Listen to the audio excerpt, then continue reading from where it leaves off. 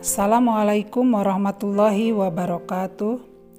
Perkenalkan, saya Tutin Sumiatin SPD.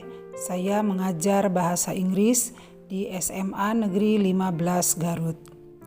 Pada kesempatan kali ini, saya akan menyajikan materi tentang functions of if clause yang akan diberikan pada siswa kelas 12 MIPA dan IPS. The functions of if clause are as suggestions atau sebagai saran, as imperative sebagai perintah, as reminder sebagai pengingat, as expressions of general truth sebagai kebenaran yang umum, dan yang terakhir adalah as expressions of a dream atau sebagai ungkapan harapan atau impian. Saya akan mulai dari pengertian if clause. If clause or conditional sentence atau sering kita sebut dengan kalimat pengandaian adalah kalimat yang digunakan untuk berspekulasi tentang apa yang bisa terjadi, apa yang mungkin terjadi, dan apa yang kita inginkan akan terjadi. Dalam bahasa Inggris, sebagian besar kalimat menggunakan conditional yang mengandung kata if dengan pola kalimat if plus sentence. Contohnya di sini adalah if you stay with me, bla bla bla. Kemudian if she comes earlier, bla bla bla. Nah, dua contoh kalimat di atas membutuhkan kalimat yang lainnya dengan kata lain disebut dengan dependent clause atau kalimat yang tidak bisa berdiri sendiri. Dan untuk melengkapi kalimat yang sebagai dependent clause ini, kita bisa menggunakan kalimat suggestion atau kalimat saran, kemudian kalimat imperatif, kalimat yang menunjukkan kebenaran yang umum, maupun fungsi-fungsi yang lainnya yang seperti yang sudah saya uraikan sebelumnya. Baiklah, kita akan mulai dari fungsi yang pertama, yaitu as suggestions atau sebagai kalimat saran. Dengan pengertian, kalimat pengandaian yang diikuti dengan kalimat saran, di mana kalimat saran itu sendiri adalah merupakan sesuatu yang seharusnya dilakukan jika ingin mendapatkan hasil yang diinginkan. Oke, baik, kita lihat contohnya. Examples, if you are tired, you should take a rest. If you are tired di sini berupa if clause, jadi if diikuti dengan clause, kemudian you should take a rest ini berupa dependent clause yang berupa kalimat saran dengan menggunakan modal verb should. You should take a rest. Next, if you have a lot of money, you ought to share to the poor ones. If you have a lot of money sebagai if clause-nya, you ought to share to the poor ones berupa dependent clause yang berupa kalimat saran dengan menggunakan ought to. And next, if you want to stay healthy, you had better practice regularly. Di sini juga if clause sama diikuti dengan kalimat dependent clause yang berupa kalimat saran juga, itu menggunakan you had better practice regularly dengan menggunakan had better.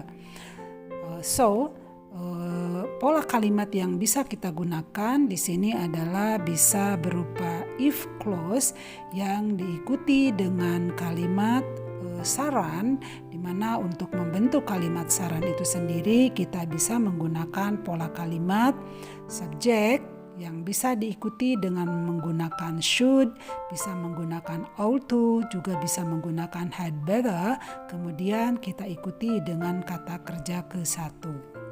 Baiklah, untuk lebih jelasnya kita akan lihat di sini ada contoh dialog, di mana di sini dalam dialog ini menampilkan juga contoh kalimat if clause yang diikuti dengan kalimat saran.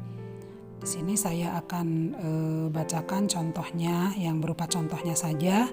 If you are sick, you should have a rest. Jika kamu sakit, kamu sebaiknya beristirahat. Nah, di sini if you are sick, di sini juga merupakan kalimat atau berupa kalimat if clause, yang kemudian you should have a rest ini adalah berupa kalimat saran. Kemudian contoh yang kedua adalah if you are sick you should drink a medicine too. Jika kamu sakit kamu sebaiknya minum obat juga. Jadi sama di sini adalah berupa kalimat berupa if clause yang diikuti dengan kalimat saran. Baiklah, kita akan lanjutkan dengan fungsi yang kedua, yaitu as expressions of imperative atau sebagai kalimat perintah. Jadi pengertiannya adalah kalimat pengandaian yang diikuti oleh sebuah kalimat perintah atau sering kita sebut dengan kalimat imperatif. Baik, kita lihat contoh. Examples. If you see John, tell him he needs to come to my office. If you see John, ini adalah if clause-nya. Tell him he needs to come to my office. Ini adalah berupa kalimat imperatif. Jika kamu bertemu John, beritahu dia perlu datang ke kantor saya. If you travel abroad, ini kalimat if clause-nya. Remember the passport, ini adalah kalimat imperatifnya.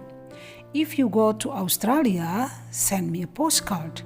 If you don't want to be late, get ready soon. And the last one, if you're tired, go to bed. Jika kamu lelah, pergilah tidur. Nah, ini adalah contoh-contoh yang berupa if clause yang diikuti dengan kalimat imperatif.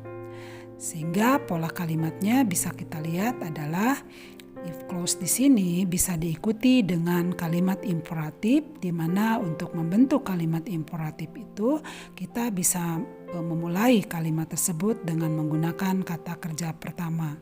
Salah satu contohnya adalah tell him. Tell di sini adalah berupa kata kerja pertama. Baiklah, saya menampilkan contoh dialog. Di sini ada 2 dialog. Nah, dalam dialog yang pertama di sini ada contoh yang berupa if clause yang diikuti dengan kalimat imperatif atau kalimat perintah. If you don't want to miss the bus, wake up earlier. Wake up earlier di sini adalah berupa kalimat imperatif, di mana wake up di sini adalah merupakan kata kerja pertama atau verb 1. Wake up earlier. Kemudian di dialog kedua ada contoh yang lain, yaitu if you want to win the competition, practice a lot. If clause yang diikuti dengan kalimat perintah. Practice a lot. Practice a lot. Practice di sini adalah berupa kata kerja pertama. Baik, kita lanjutkan dengan fungsi yang berikutnya adalah as reminder atau sebagai pengingat, di mana pengertiannya adalah kalimat pengandaian yang diikuti oleh kalimat pengingat atau kalimat yang digunakan untuk mengingatkan orang lain akan sesuatu yang harus dilakukan jika ingin mendapatkan hasil tertentu. Examples, if you want to pass the exam, you must study hard. If you want to pass the exam, ini berupa if clause, kemudian you must study hard, ini berupa kalimat pengingat atau reminder. If you want to get a lot of money, you have to work harder. If you want to get a lot of money, you need to work harder. If he wants to follow the tournament, he has to pass qualifications. If you want to be a doctor, you must be good at chemistry and biology. If they want to win the competition, they have to play collectively. Nah, contoh-contoh di atas bisa kita lihat menggunakan pola kalimat if clause yang diikuti dengan kalimat pengingat atau reminder, di mana kita bisa membuat kalimat reminder ini dengan menggunakan pola kalimat subjek bisa diikuti dengan have to, has to, or need to, and must. Kemudian kita ikuti juga dengan kata kerja ke-1. Baik, fungsi berikutnya adalah as expressions of general truth.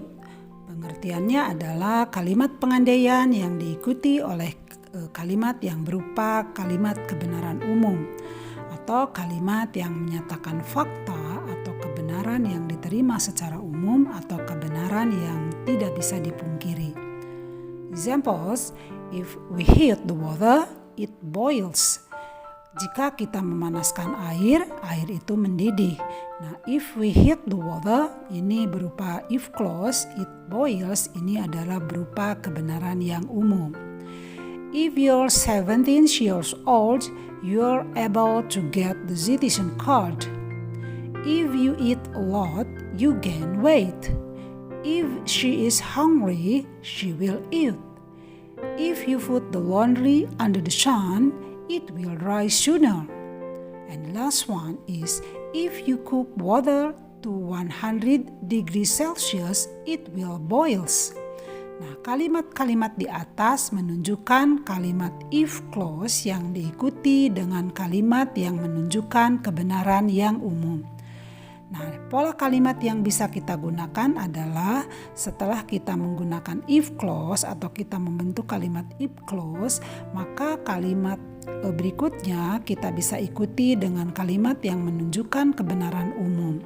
Di mana kalimat yang menunjukkan kebenaran umum ini kita bisa menggunakan tenses present tense dengan menggunakan subjek diikuti dengan kata kerja ke-1. Baik, kita akan lanjutkan dengan fungsi yang terakhir yaitu as expressions of a dream. Pengertiannya yaitu kalimat pengandaian yang diikuti oleh kalimat yang berupa kalimat impian atau kalimat yang menunjukkan apa yang ingin dilakukan atau didapatkan di masa depan jika berhasil melakukan sesuatu. Examples, if I have a lot of money, I will build an art studio. Nah, if clause-nya di sini, if I have a lot of money, kemudian diikuti dengan kalimat berupa kalimat impian atau harapan, yaitu I will build an art studio. Next example, if I have a lot of money, I will share this to the orphanage. If I take a business major, I will build my own company. If I am chosen to be an army, I will dedicate all of my life to this country.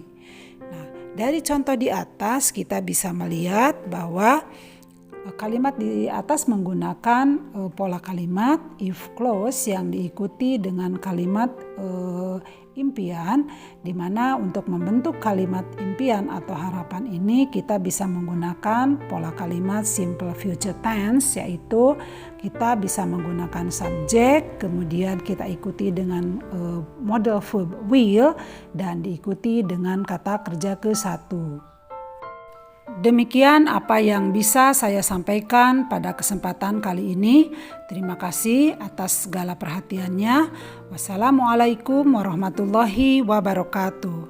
Thank you.